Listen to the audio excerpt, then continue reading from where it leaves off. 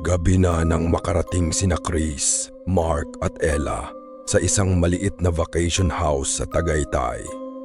Plano lang sana nila yon bilang simpleng weekend getaway.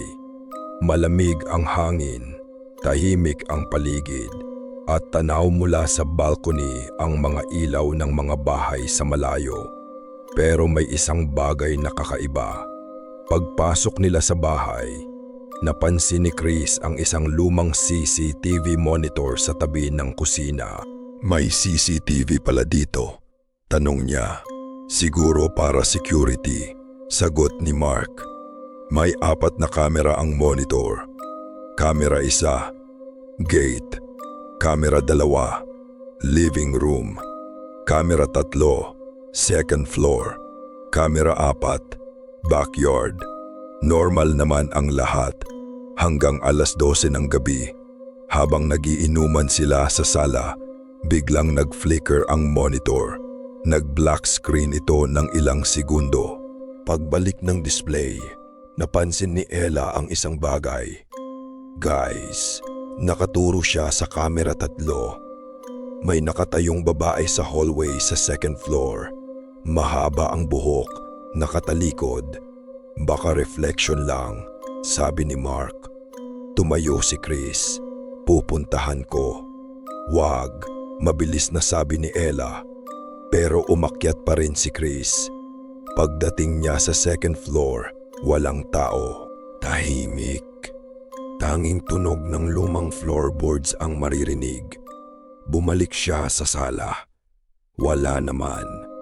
Napatingin silang lahat sa monitor. Nandoon pa rin ang babae. Pero ngayon, nakaharap na ito sa kamera. Hindi nila makita ang mukha dahil natatakpan ng buhok. Napaatras si Ella. Hindi na nakakatawa. Biglang namatay ang lahat ng ilaw. Nagsara mag-isa ang front door. "Mark, flashlight." Binuksan nila ang cellphone flashlight. Dahan-dahan silang lumapit sa pinto, pero bago pa nila ito mabuksan, 3 malalakas na katok. Napatinginan silang 3. "May tao sa labas?" bulong ni Mark. Tumingin si Chris sa CCTV. Sa kamera 1, malinaw na walang tao sa gate. Pero may isang bagay na mas nakakatakot. Sa kamera 2, may nakatayong babae sa likod nila. Nanginginig si Ella. "Chris." Dahan-dahan siyang lumingon. Walang tao. Pero nang tumingin ulit siya sa monitor, wala na ang babae. At pagkatapos, namatay ang CCTV. Kinabukasan, natagpuan ng caretaker ang 3 magkakaibigan na tulog sa sala. Walang kakaiba. Pero nang mag-check siya ng CCTV recordings, may nakita siyang footage mula 12:00 hanggang 3:00 ng madaling araw. Sa video, makikitang nakaupo sina Chris, Mark at Ella sa sala. Tulog, at sa likod nila may isang babae na nakaupo sa sofa. Hindi gumagalaw, hindi humihinga, nakatingin lamang sa kanila. Pagdating ng 3:00, tumayo ang babae.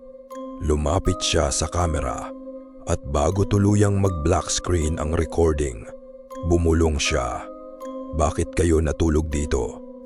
Napatigil ang caretaker dahil kilala niya ang babae. Siya ang dating may-ari ng bahay. 15 taon na siyang patay. At simula nang mamatay siya, wala nang ibang taong pinapayagang matulog sa second floor. Pero ayon sa caretaker, may isang bagay na mas nakakatakot.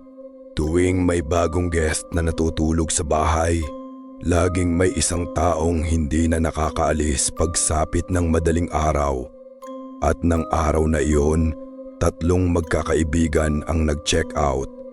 Pero ayon sa CCTV log, 4 silang pumasok sa bahay.